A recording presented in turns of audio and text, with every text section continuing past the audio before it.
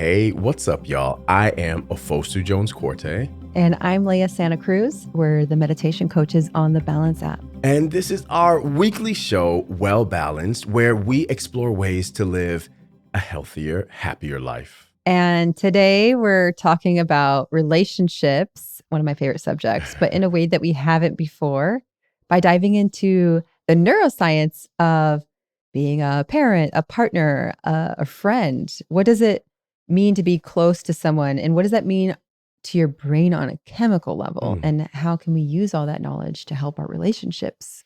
So, with no further ado, our guest today is Dr. Alie Caldwell. She's an expert on the brain. She has a PhD in neuroscience. She is the resident neuroscientist at Elevate, a brain training app, and the co-creator of the YouTube channel Neurotransmissions, where she and her partner, Micah, break down the science of our brains. What up, Alie? Hi. Yeah. Thanks so much for having me. Happy to be here. We're excited to talk with you, especially me, because I like to geek out on this, brain science. Leah, you take it away, because I know you've got questions. Okay. So to start, just curious if you can maybe share a personal example where you sensed that your brain chemistry was responding differently to a relationship, maybe in a way that was outside of what was normal for your mind. Yeah, absolutely. I mean, as a neuroscientist, it's really interesting to be in that position of understanding that, we're people trying to make logical decisions, but we're also animals being driven by our biology. Yeah. And I think it was really especially apparent to me recently because I became a parent for the first time this spring. Congratulations. Yeah. Thank you. Yeah. I had this really wonderful labor and delivery experience with my baby. It was very empowering. But there are these hormones that really contribute to bonding that are your body produces to help you feel attached to your infant. And this is a literal survival thing, right? We need to be pushed to keep our babies alive because they're hard to keep alive.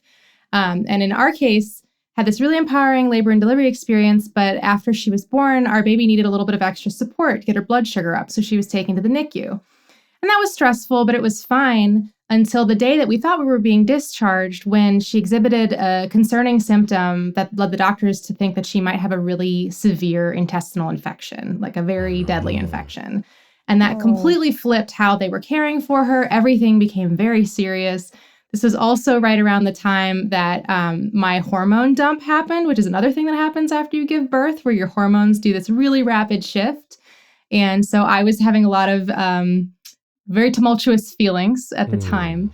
And so during that time, it was this really intense experience of trying to respect the doctors had my child's best interests in mind, but also fighting this very instinctual urge to just take my baby and run away. Wow. Oh, I can relate to that as a mom. Yeah, absolutely. For me, I just feel extraordinarily, protective of my kids in a pretty irrational way.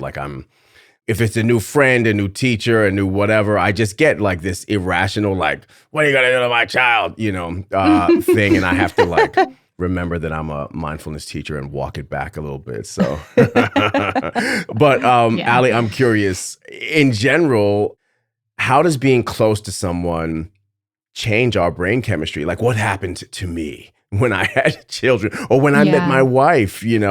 Are there patterns that apply to parents and spouses and friendships? Yeah, what happened to me when I met my best friend? All that type of stuff. Yeah, yes, totally. I mean, relationships are really interesting because I don't know that you would instinctively put relationship in the same category as food or water or sleep. But relationships are critically important to our well-being. They're literally part of our hierarchy of needs. And we have this instinctual drive to form relationships with other people from the time that we're born. So attachments are really important. And we know, there's all this evidence that people with strong relationships live longer than people who don't have strong relationships and all of this. So it's really critical to us. And love is really complicated as a neurobiological phenomenon, especially when you start to parse it out into the different kinds of love. And it involves all of these really complicated hormones and hormone shifts. And I think the big one that a lot of people think of when they think of bonding with other people is oxytocin. And oxytocin is the hormone that it's really critical in birth because it's necessary for contractions. It's also a big part of lactation, and it's a big part of that bonding between birthing parent and their child. But you also release oxytocin when you're cuddling with your partner or when you're hugging your friend. It's a very physical hormone. You also have vasopressin, which we think of as being more about like dilation of the blood vessels, but it's also a big part of feeling possessiveness about your loved ones, of feeling protective toward them.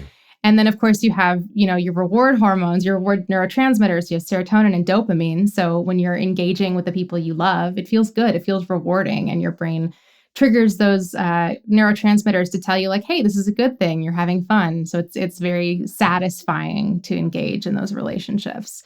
And that's on top of, all the other neuro stuff that's going on all the time. But those are kind of the main factors at play.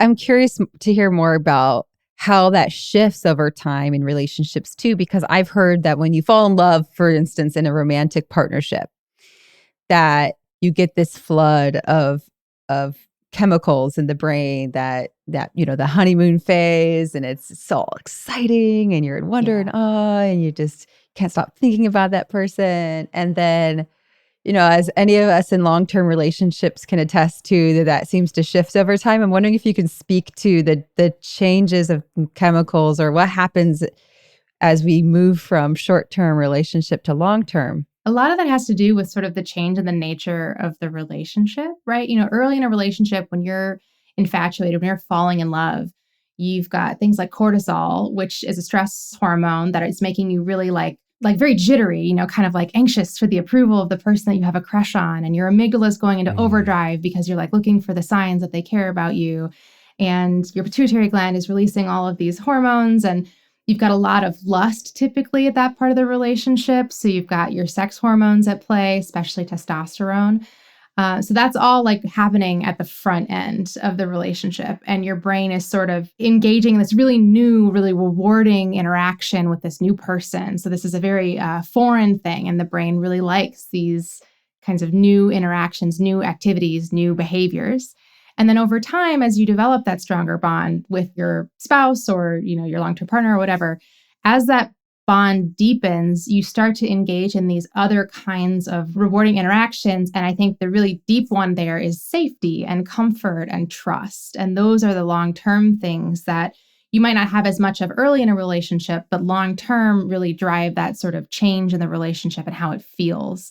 And so that has to do with the oxytocin, the bonding, the comfort and safety of that person, the familiarity of them. For example, we know that smell is really big in how attracted we are to people, and people can recognize the smell of their loved ones. So your brain builds this love essentially into its neural pathways and into the way that it responds to the person that you care about.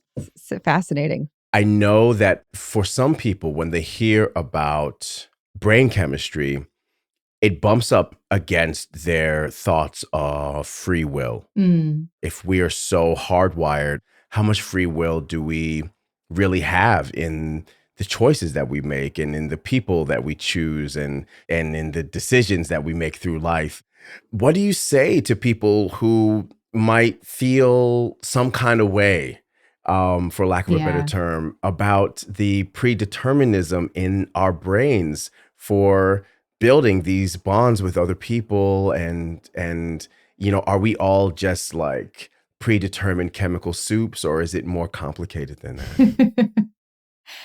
Well, I mean, I'm a biologist, so I'm really big on it's always nature and nurture.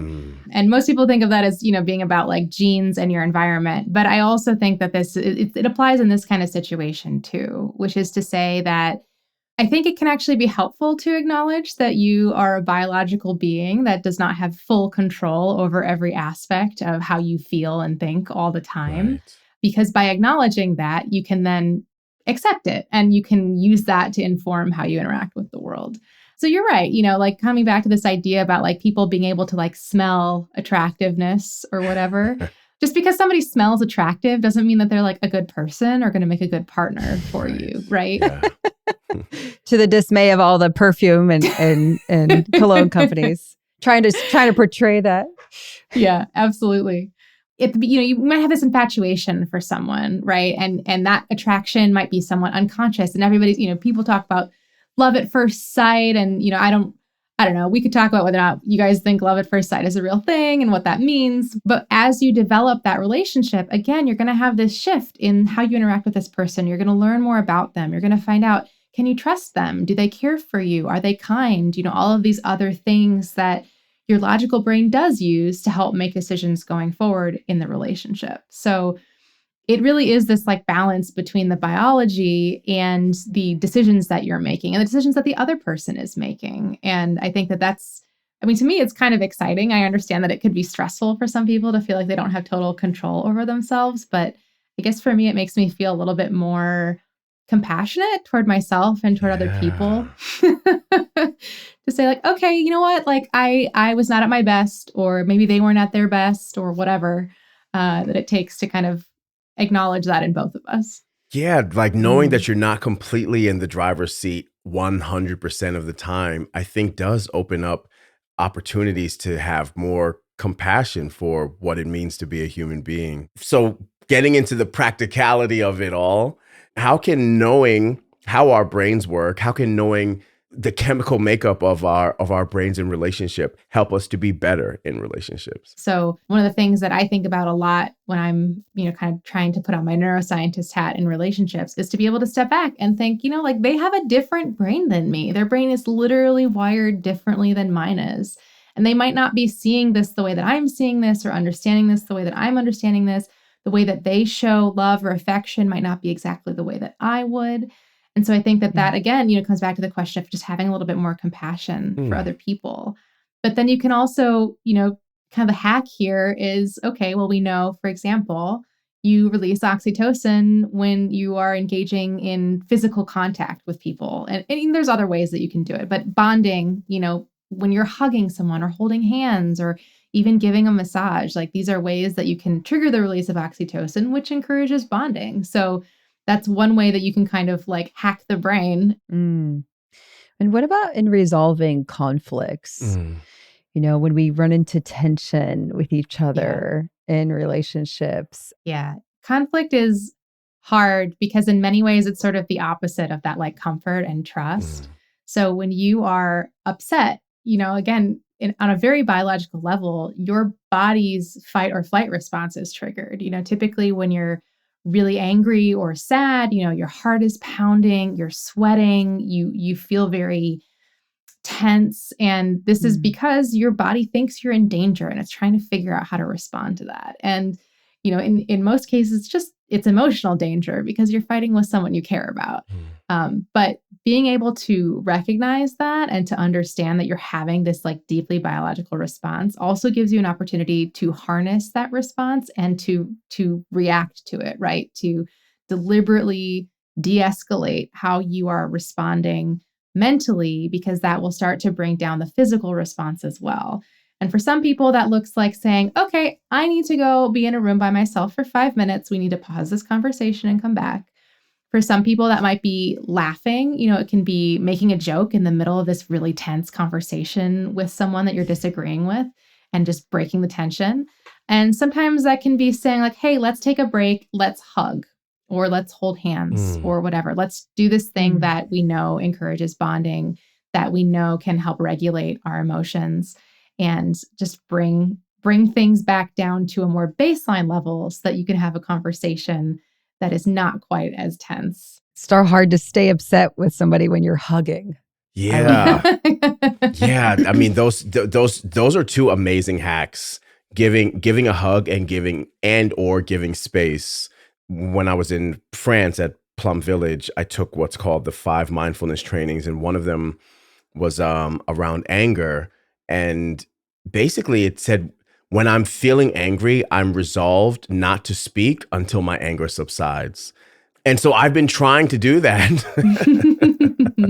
And it actually really helps in just even if it's 5 minutes. It's not like an exhortation to suppress anger, but to not get caught up in the wave where you might, let something out that you can't put back in, And so I appreciate hearing the neuroscientific cosign of that. Yeah. Yeah. That's a really good point, that like that being angry is still valid and like you can still have disagreements with people. Like stepping back does not mean not having the conversation. It just means not having the conversation in that mode. Yeah. In a way that could create more harm. Yeah. Right. Yo, Alie, you need to be a recurring guest because I feel like we should just have like a series. This is your brain on ... with Alie Caldwell. Thanks for having me. I'd love to. You know, we out of neurotransmissions, we wrote a book that was published in last year. It was just last year. Time passes differently during the COVID-19 pandemic. But we had a lot of sections of your brain on this, your brain on that, different substances, different emotions, different mental illnesses. So a lot of really cool stuff that we're just really starting to learn about how the brain does all of it. It's such a wild frontier too. Well, yeah, we could talk about it forever, but I just want to say, hey, thank you for being here and congratulations on being a new parent. Welcome to the Parents Club. Yeah, it's quite the roller coaster, but there was nothing better than walking out of the hospital with her in the end. Oh, yay. All right, Alie. So here's my question. In closing, what is giving you life right now? You know, as a new parent, with everything that entails, the thing that's giving me life right now is my community, both including an online group of moms that I'm part of, as well as the parents in my immediate vicinity. We have a number of really lovely friends in our neighborhood that we have just literally like directly across the street, just got lucky enough to have another couple about our age with their own kiddo. So just having that community of people to help support us during this incredibly wild early parenthood experience is really amazing. Well, it sounds like you got lots of oxytocin going on. For you listening, if you want to learn more about the brain from Alie, go check out our YouTube channel, Neurotransmissions, or get her book, Brains Explained. And she's got even more on social media at Elevate App. We've got links to all of it in the show notes. And if you aren't watching this podcast yet, please go check us out on YouTube. Our channel is called, you guessed it, Balance. And we've got a link to today's episode in the show notes. Or if you're on Spotify, you'll see our video when you're playing this episode in the app. And please follow wherever you get your podcasts to make sure you get the latest audio version of our episodes. We'll be back next week. Until then, please remember to be kind to yourself. Take care. And have a beautiful week. Peace.